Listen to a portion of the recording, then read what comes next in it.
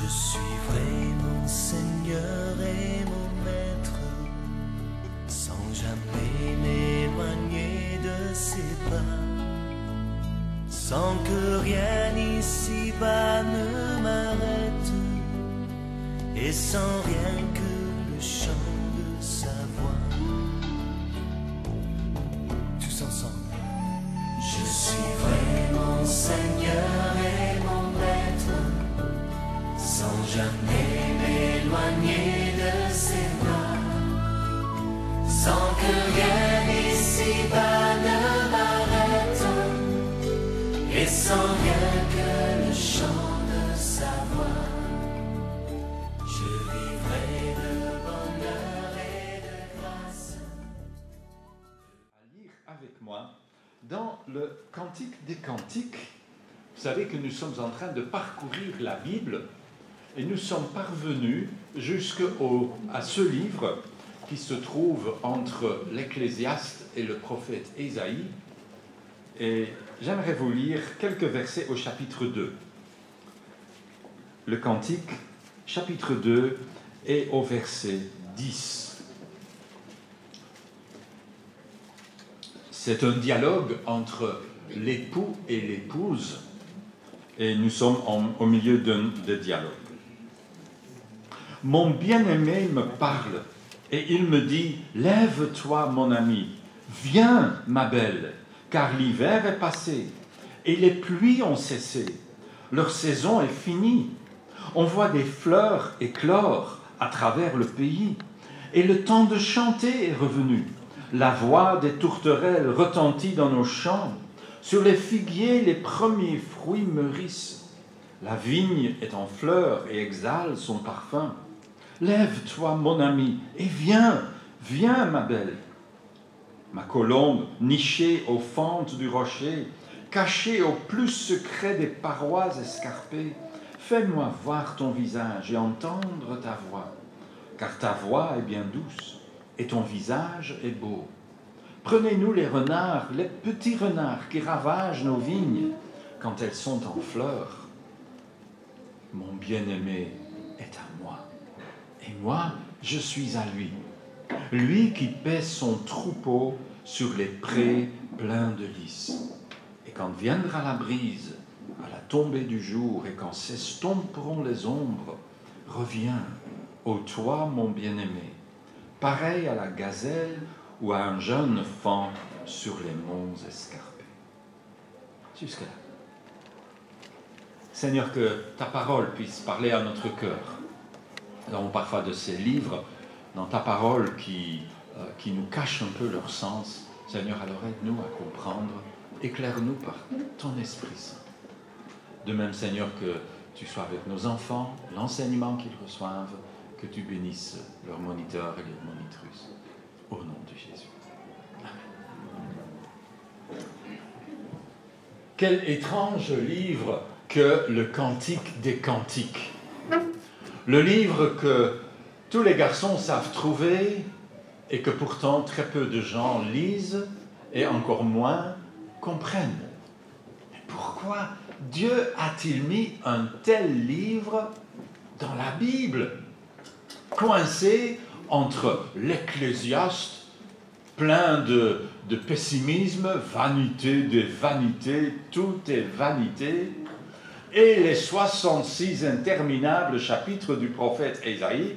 Voilà ce court livre, vraiment court. Ce livre tout entier est plus court que le seul psaume 119. Ce court livre qui nous chante l'amour, qui nous parle de sensualité et de sexualité, qui chante la relation explicite entre le mari et sa femme, entre l'époux et l'épouse. Qu'est-ce qu'il faut faire avec un tel livre? On ne le lit pratiquement jamais dans une église. Et pour une raison évidente, ce livre se lit par excellence à l'intérieur d'un couple marié, dans une alliance que le mariage a scellée. L'endroit pour lequel Dieu a créé et destiné la sexualité.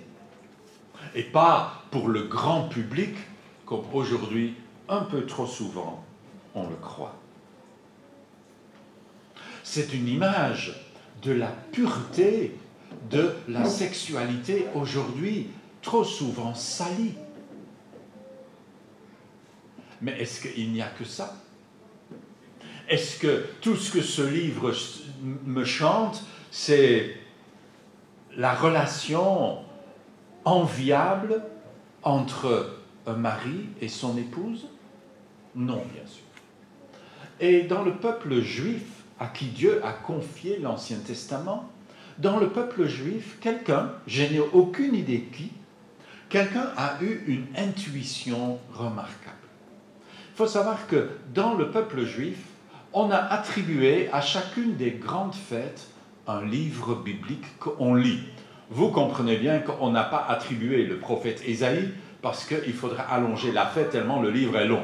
Ce sont donc des courts livres, comme le livre de Ruth, comme le livre de Esther, qu'on lit pour la fête de Pourim. Et ainsi, on a aussi attribué le Cantique des Cantiques à l'une des fêtes du peuple juif. Et si vous ne le savez pas, vous n'allez pas le deviner. Tellement c'est inattendu. Le livre du Cantique des Cantiques est lu pour la fête de Pâques. Curieux, non? Et je pense que celui ou ceux qui ont imaginé cela, parce que c'est une tradition, ce n'est pas dans le texte de la Bible cela, mais celui qui ont imaginé cela ont, je pense, eu une intuition très juste. La Pâque nous parle de la délivrance que Dieu fait pour son peuple. Il va le chercher, le libérer de la servitude en Égypte pour l'amener dans la terre promise pour que ce peuple soit son peuple. Pourquoi ce peuple? Dans le livre du Deutéronome, Dieu explique cela. Est-ce que j'ai choisi Israël parce que c'est le plus grand des peuples? Ah non, c'est le plus petit. Est-ce qu'il a choisi parce que c'est le plus petit? Non, pas non plus. Il dit, je l'ai choisi parce que je l'aime. Et si vous dites, mais ça, ce n'est pas une réponse, vous avez bien raison. Demandez donc à votre conjoint pourquoi il ou elle vous aime. Et vous aurez le même genre de réponse. L'amour est la seule réponse. Ça ne s'explique pas. Dieu aime le peuple d'Israël. Et en mettant ce livre à l'ordre du jour pour Pâques, le juif veut dire, vous voyez, Dieu ne nous a pas libérés pour qu'on attrape un peu de religion, pour que de temps en temps on pense à lui. Dieu nous a libérés parce qu'il nous aime. Et c'est quoi aimer? Lisez le livre du Cantique des Cantiques. C'est passionnel. Ça engage le cœur. De l'amour sans cœur, c'est pas de l'amour. Ça, vous pouvez en trouver 13 à la douzaine. L'amour exige le cœur. Combien du cœur? Tout le cœur. De l'amour qui n'est pas de tout cœur est un amour sans cœur. Un amour insuffisant, un amour qui n'est pas enviable. Dieu aime le peuple, il est amour, nous rappellera l'apôtre Jean, et il veut que nous l'aimions. Quand on pose à Jésus la question, nous l'avons lu la semaine passée, c'est quoi le plus grand commandement? Jésus dira, tu aimeras le Seigneur ton Dieu de tout ton cœur et de toute ta pensée, etc. Tu aimes. Et le livre du Cantique des Cantiques va nous dire ce que cela veut dire dans la pratique. Dieu est un Dieu jaloux. Vous connaissez un mari qui ne soit pas jaloux? Si c'est le vôtre, je vous plains. Vous connaissez une épouse qui ne soit pas jalouse? Comme je l'ai dit tout à l'heure au premier culte, si demain une belle jeune fille va venir faire la cour à moi, devant les yeux de ma femme, elle va découvrir que même une sage petite Anglaise peut devenir violente. Ma femme est jalouse, et c'est normal. Et je suis jaloux. Et je sais très bien éloigner les indésirables. C'est normal. Ça prouve que nous nous aimons. Si vous n'êtes pas jaloux, non pas jaloux de votre femme, mais jaloux pour votre femme, vous ne l'aimez pas. C'est peut-être parce que vous avez déjà, comme on dit au Congo, un deuxième, un troisième ou un quatrième bureau.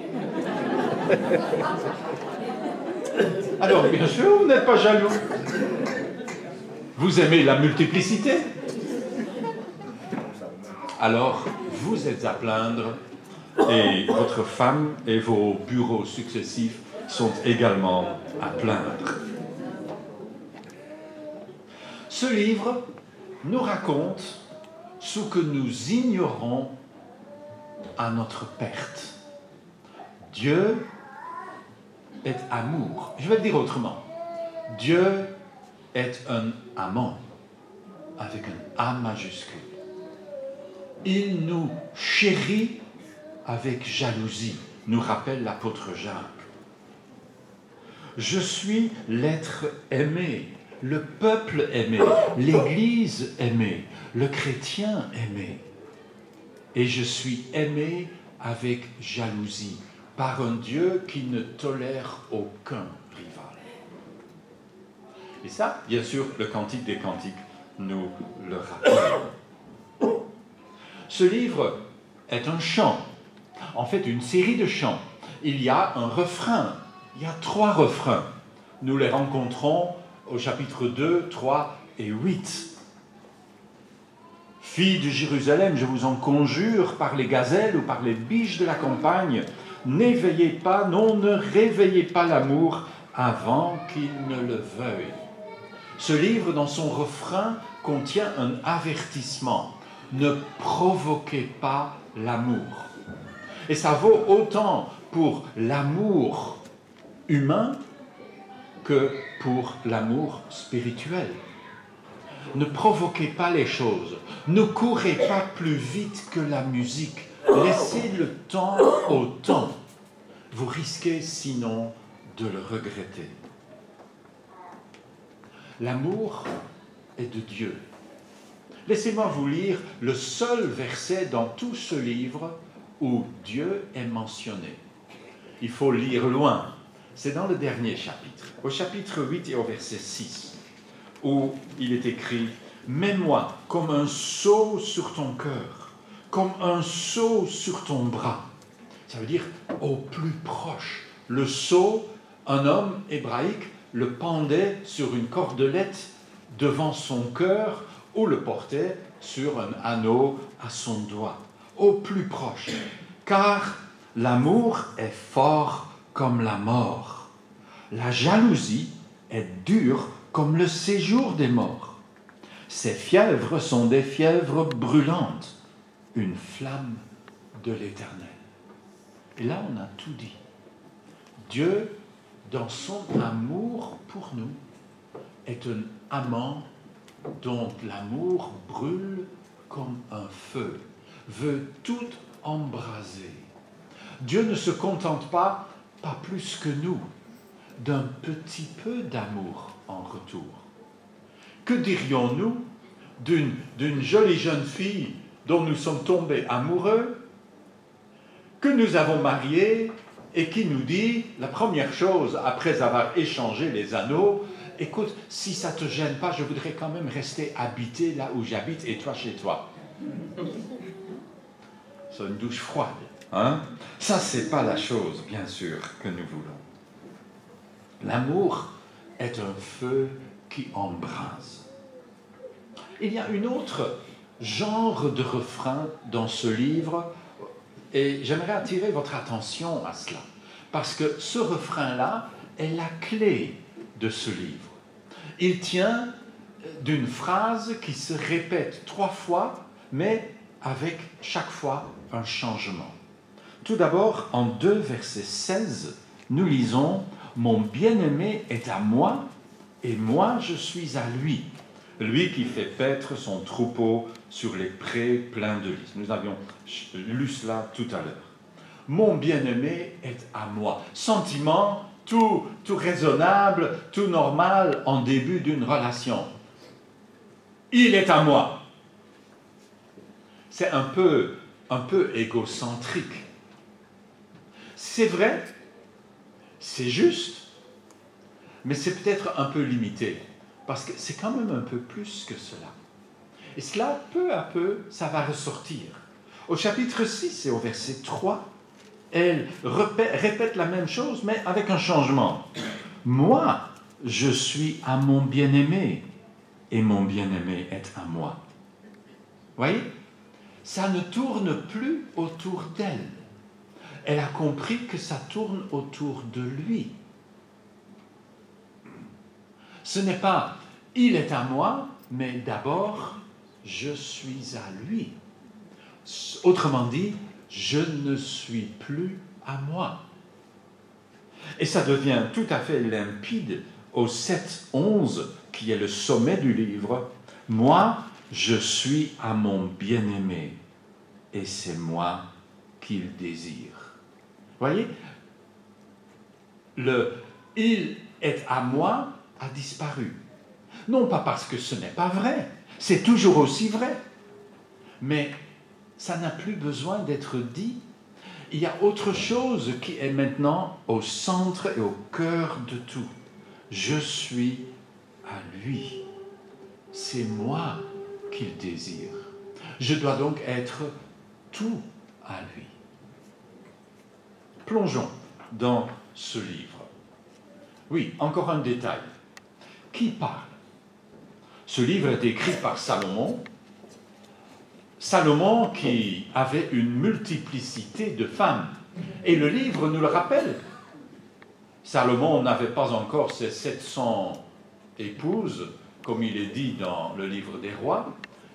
Ici, nous sommes sans doute à un Salomon un peu plus jeune, et il est dit qu'il a 60 reines. Le livre ne l'occulte pas.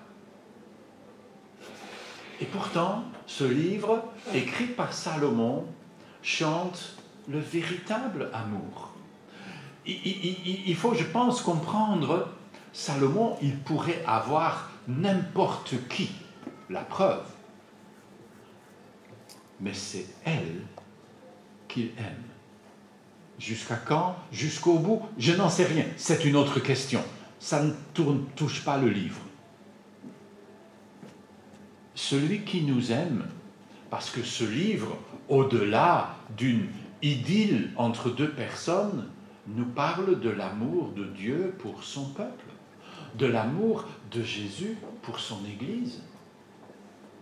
Ce livre nous dit, Dieu, il aurait pu avoir n'importe qui. Mais c'est moi qu'il aime.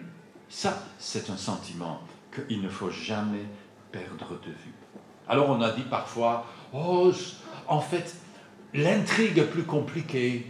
Il y a Salomon qui a enlevé la jolie jeune fille pour la mettre dans son harem, et elle, en fait, est amoureuse d'un joli berger, et finalement, Salomon va la relâcher pour qu'elle rejoigne son berger. Ça me semble très compliqué comme lecture, et ce n'est pas tellement ma façon de voir les choses. Donc, je vais plutôt le limiter à un dialogue entre lui et elle. Il vaut mieux dire entre elle et lui, parce que le livre commence avec elle et termine avec elle. Et il y a de temps en temps comme un chœur qui intervient et qui fait comme une caisse de résonance à cette amour et à ce dialogue entre les deux. Rentrons dans le cantique, et on va bien sûr aller relativement vite. On le fera en TGV. Tout d'abord, l'éveil. Nous sommes au début de l'aventure. Déjà, les deux se sont rencontrés. La première rencontre n'est pas décrite. C'est bien trop intime pour décrire. Mais nous rentrons vers le début de cette histoire. Il est question de mariage. D'ailleurs, plus loin, le livre va nous dire que le roi Salomon vient pour les noces. Nous sommes au début de l'aventure. Et elle est toute à l'amour qu'elle a découvert en son roi. Est-ce qu'elle a mérité cet amour? Le premier chapitre est rempli de cet étonnement de l'amour. Comment se peut-il qu'il m'aime? Si vous n'avez pas ce genre d'étonnement devant Dieu, c'est que vous n'avez encore rien découvert. Il m'aime. Comment se fait-il que Dieu m'aime? Ah ben, je le vaux bien. Si vous croyez cela, c'est qu'il n'y a pas d'amour. Parce que tout véritable amour est sans mérite. Si vous avez mérité l'amour de votre conjoint, c'est qu'il n'y a pas d'amour entre vous. Il n'y a que calcul. Vous pouvez bien sûr dire « Ah, je l'ai bien mérité », mais dans ce cas-là, vous avez une trop grande idée de vous-même et pas assez d'idées de votre conjoint. Le vrai amour est toujours sans mérite. Et c'est ainsi dans le domaine spirituel. Personne de nous ne peut mériter l'amour de Dieu. Il m'a aimé lorsque j'étais encore pécheur. Et c'est alors qu'il est mort pour moi. Donc nous trouvons l'épouse, le cœur réchauffé par l'amour de son roi, et je le mettrai systématiquement avec un R majuscule. Et regardez, dès le début, elle est remplie de cela. Que ta bouche me couvre de baisers. Je suis au tout début du livre. Car ton amour est plus exaltant que le vin. Combien suaves sont tes parfums. Ton nom est comparable. Ton. Elle est perdue dans l'amour de son roi. Et ça, c'est bien sûr au début de l'aventure chrétienne. Quand on découvre l'amour de Dieu. L'amour de Dieu de loin surpasse ce qu'on peut dire un cœur humain. Alors quand on découvre cela, on est perdu là-dedans. Mais quand le chant commence, ils ne sont pas ensemble. Alors vient la question, verset 7. « Ô toi que mon cœur aime, dis-moi, où tu fais paître ton troupeau de brebis?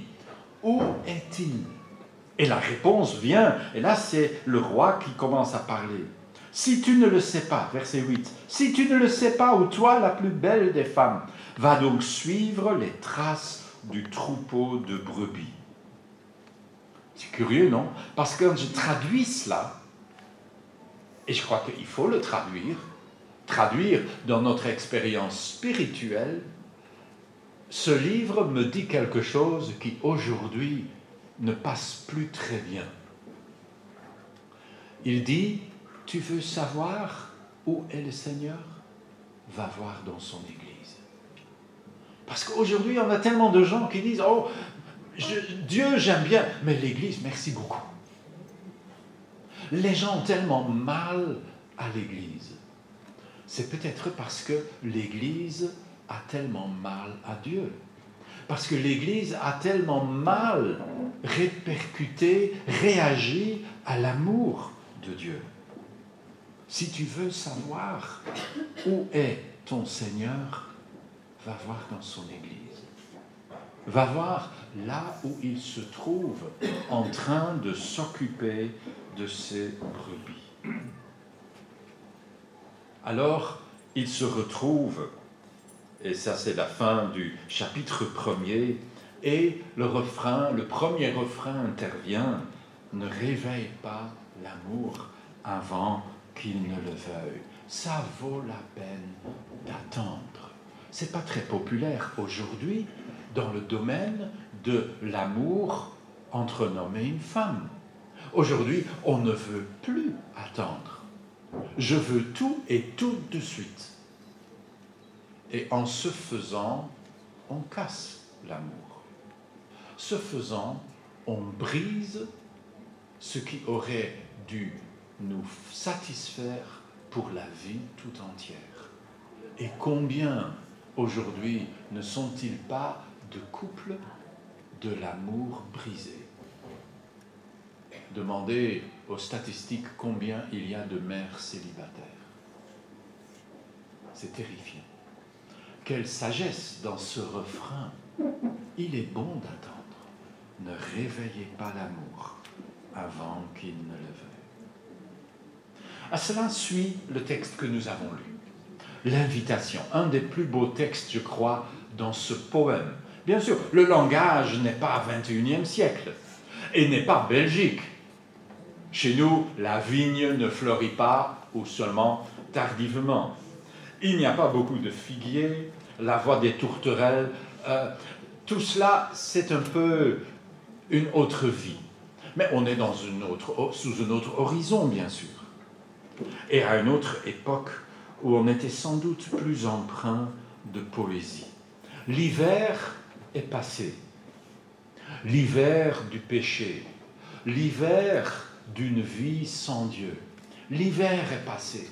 Le printemps est arrivé. Tout est clos.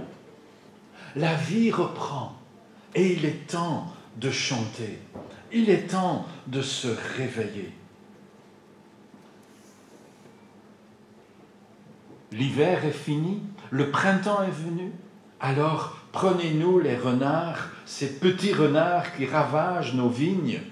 Image chez beaucoup de commentateurs, et je crois à raison, que ce qui gâche notre relation avec Dieu, ce ne sont pas avant tout les grands péchés contre lesquels nous sommes mis en garde, mais ce sont les petits péchés, ces petites choses qui gâchent notre vie avec Dieu parce que nous laissons notre vie avec Dieu être ravagée par elle. Ces petites remarques, ces petites pensées, ces mille et une petites choses qui rendent notre vie chrétienne parfois si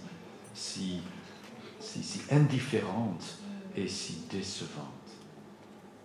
Alors à cela intervient ce premier refrain, « Mon bien-aimé est à moi et je suis à lui ». Mais on est au tout début. Ce n'est que le début. Cela doit grandir, mûrir. Et c'est ce qui va se faire. Parce que au chapitre 3 commence alors ce que j'appellerais l'épreuve. Il y a séparation entre le bien-aimé et son épouse. Ils sont loin. Alors il vient et il frappe à la porte. Et il va expliquer son désir, nous l'avons ça au chapitre 4, il va expliquer son désir, il va décrire sa belle, une de ses multiples descriptions dans ce livre, dont j'aimerais souligner juste un texte, au 4 verset 7. « Oh, que tu es belle, mon ami, parfaitement belle, sans un défaut. »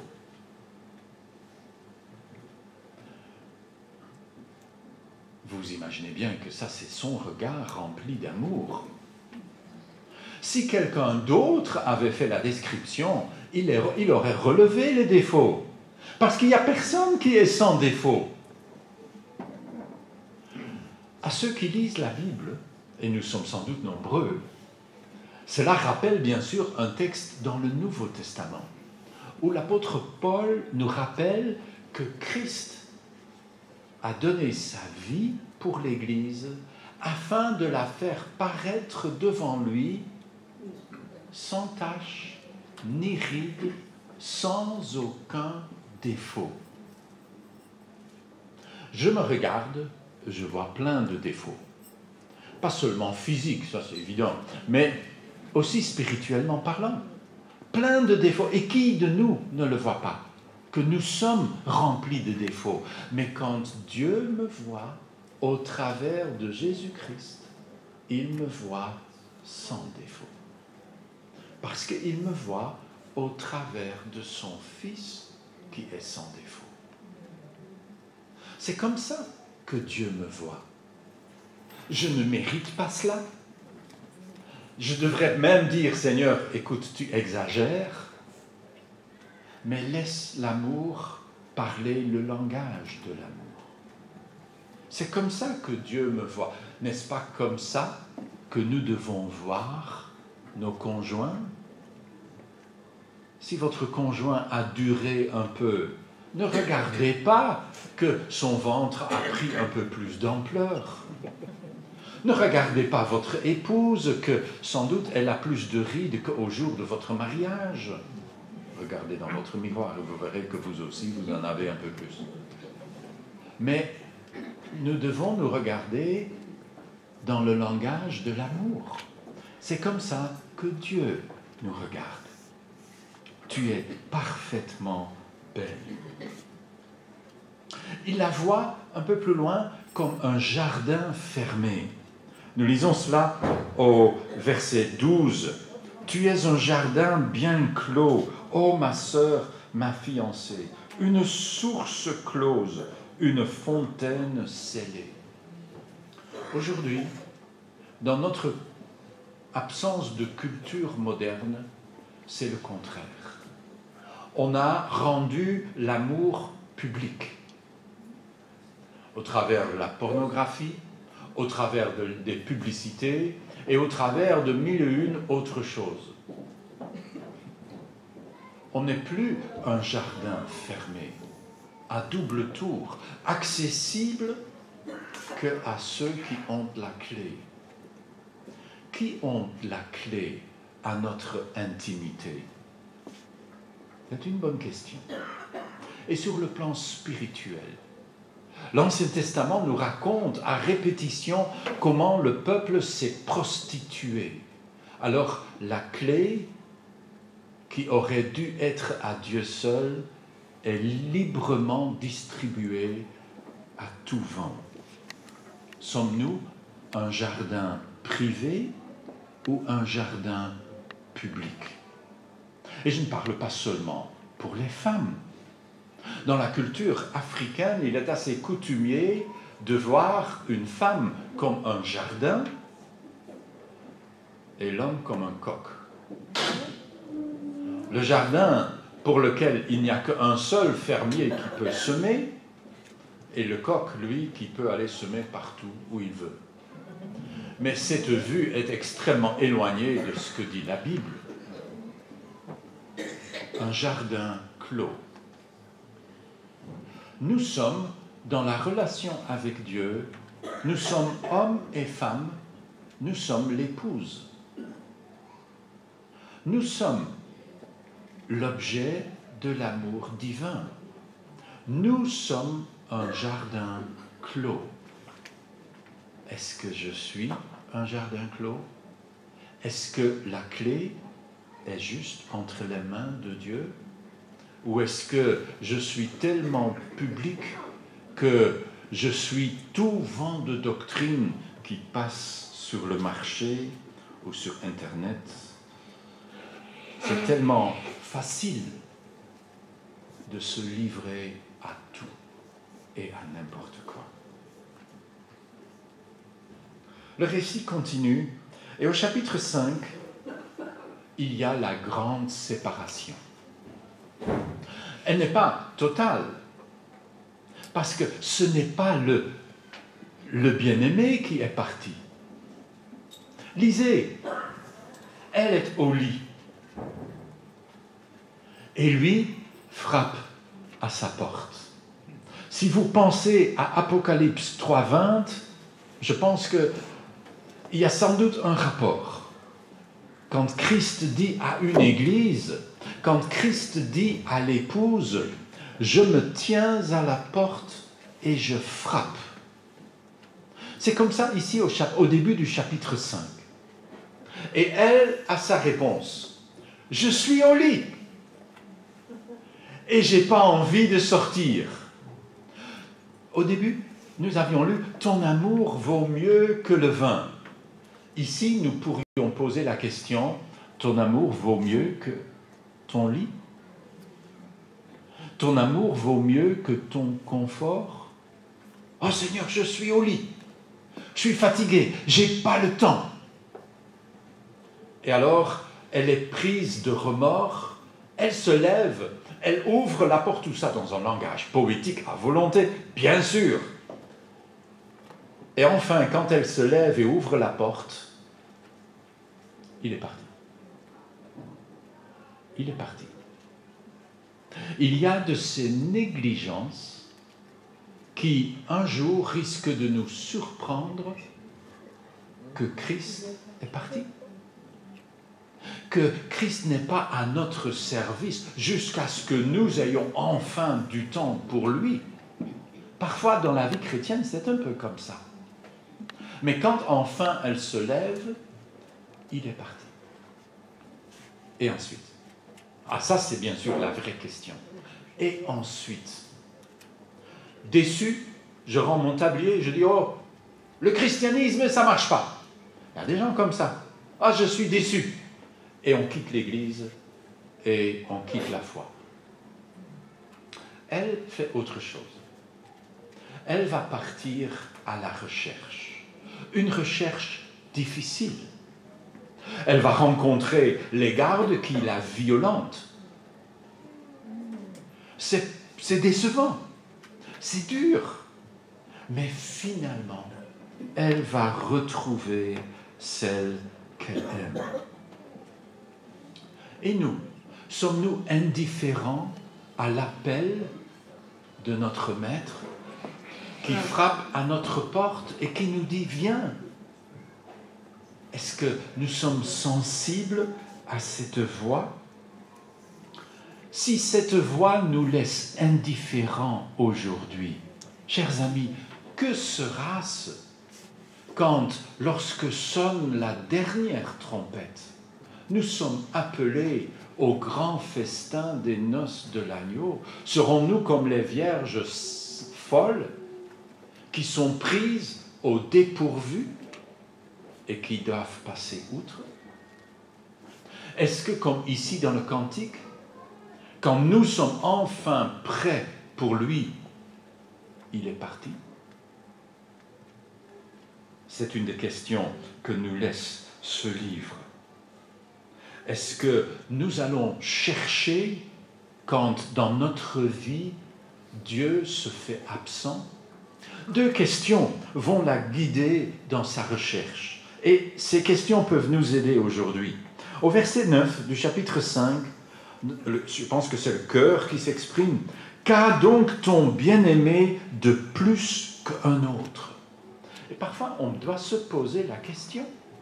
Ça nous permet d'avoir une foi plus enracinée. Qu'est-ce que ton Jésus a de plus qu'un autre? En quoi ton Jésus est-il mieux que le Bouddha? En toi, ton Jésus est-il mieux que telle ou telle autre religion? Et elle va répondre à la question. Est-ce que nous saurons répondre à la question? Elle donne une réponse. Il est comme ça. Langage poétique, bien sûr. Et puis la deuxième question, 6.1. Où est allé ton bien-aimé, ô toi, la plus belle des femmes? Où est-il?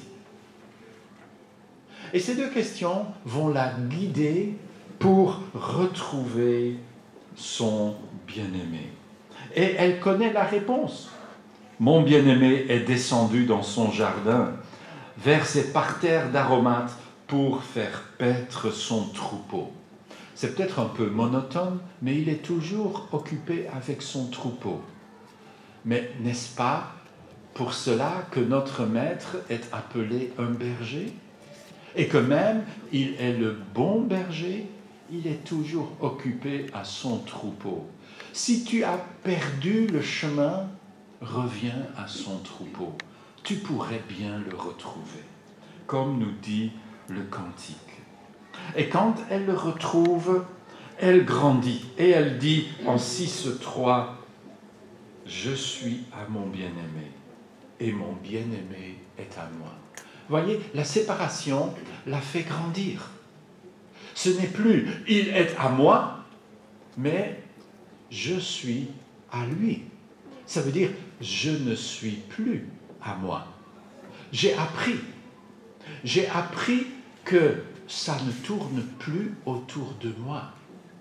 Je suis à lui.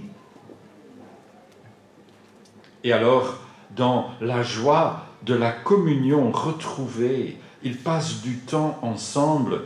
Et je saute aussi vite au 7:11, au sommet du livre, après les retrouvailles. Elle vient à ce dernier refrain, « Moi, je suis à mon bien-aimé, et c'est moi qu'il désire. » Et là, elle a grandi. Là, nous avons un amour plus mûr. Je suis à lui. Il me désire. Comment peut-il me désirer? Je ne le sais. Mais je suis à lui. Et je suis heureux de le servir. Et c'est ce qu'elle va faire. Parce que la suite nous dit, elle invite son bien-aimé à venir avec elle et s'occuper de son troupeau. Elle va s'occuper du troupeau. Elle va servir avec lui. Tu vois, là, nous sommes à un amour mûr. Au début de l'amour entre Dieu et moi, je suis trop content qu'il est à moi, qu'il s'occupe de moi, moi et moi encore. Et puis je vais grandir. C'est pas que ça est mauvais, mais ce n'est que le début. Il ne faut pas confondre le début avec la fin. On va grandir. Je suis à lui. Il est à moi. Et puis, quand l'amour devient parfait, je suis à lui et je suis à son service. Et nous servons ensemble. Où es-tu dans ton amour envers Dieu? Est-ce que tu es à l'étape 1? Il est à moi.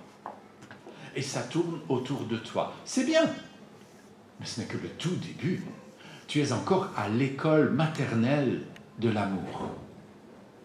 Et le Seigneur voudrait que tu aies ton diplôme de master. Alors, il faut grandir. Et le livre se termine alors avec la description du repos. Quand elle peut se reposer dans l'amour de son bien-aimé, comme nous pouvons nous reposer dans l'amour de Dieu.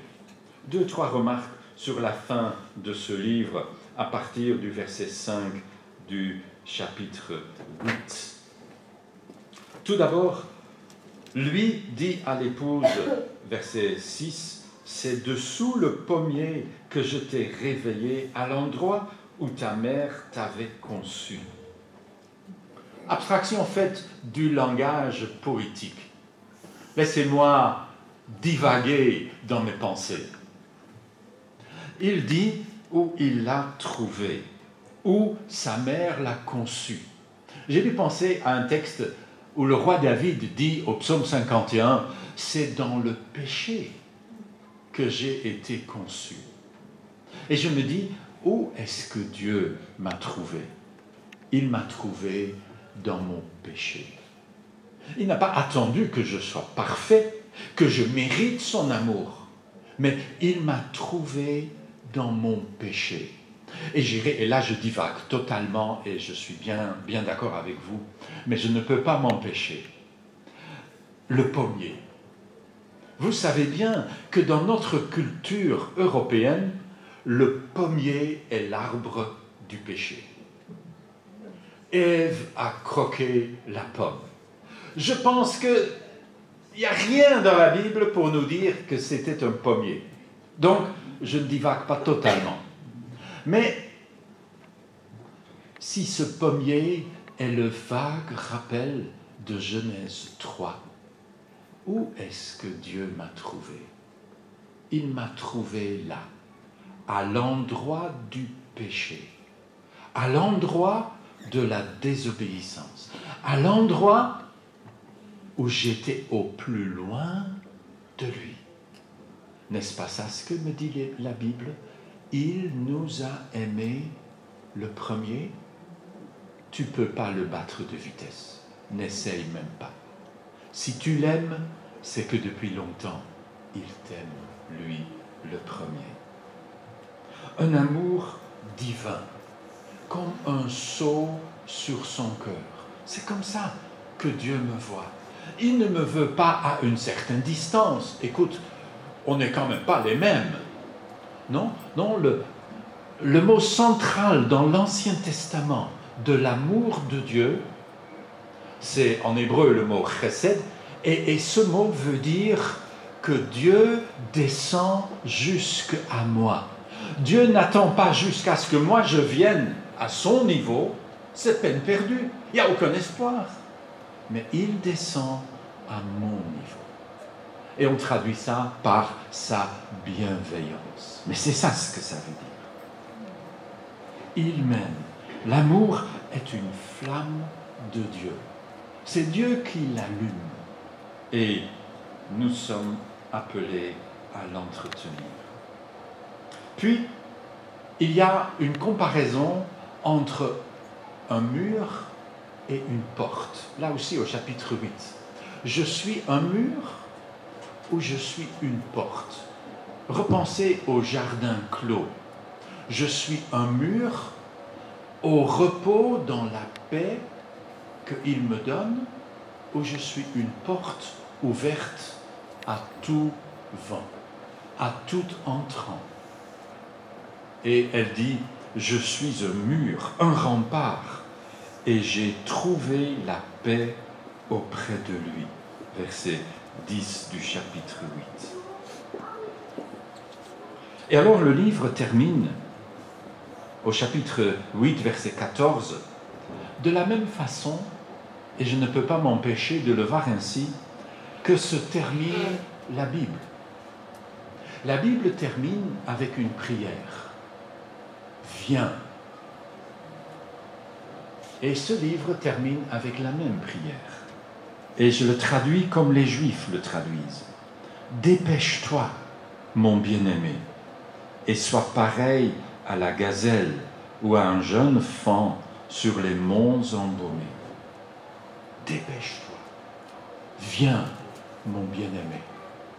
N'est-ce pas comme ça que toute vie chrétienne est vécue ici-bas, en attendant que vienne le jour final, et là je parle dans le langage de l'Apocalypse, et que les noces de l'agneau auront lieu. Viens, mon bien-aimé. Que finalement, on puisse faire passer l'hiver définitivement, et que le printemps de l'amour de Dieu puisse définitivement se lever dans mon cœur. Dépêche-toi, mon bien-aimé, et sois pareil à la gazelle. Ne viens pas lentement, mais presse-toi, parce que j'ai soif de toi. Où sommes-nous dans notre amour pour Dieu? Le Cantique des Cantiques, dans son langage poétique, cache cette question. Qu'en est-il de toi? Es-tu déjà entré dans l'amour de Dieu? As-tu déjà réagi à son amour? Es-tu au tout début? Et as-tu besoin de grandir un peu?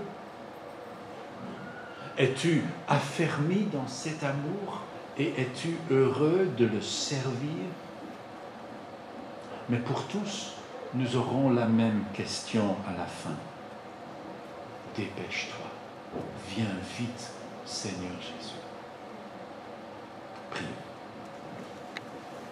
Seigneur notre Dieu, nous te remercions pour ce livre étrange, ce livre qui parfois nous embarrasse, mais ce livre qui nous raconte ton amour immense envers nous.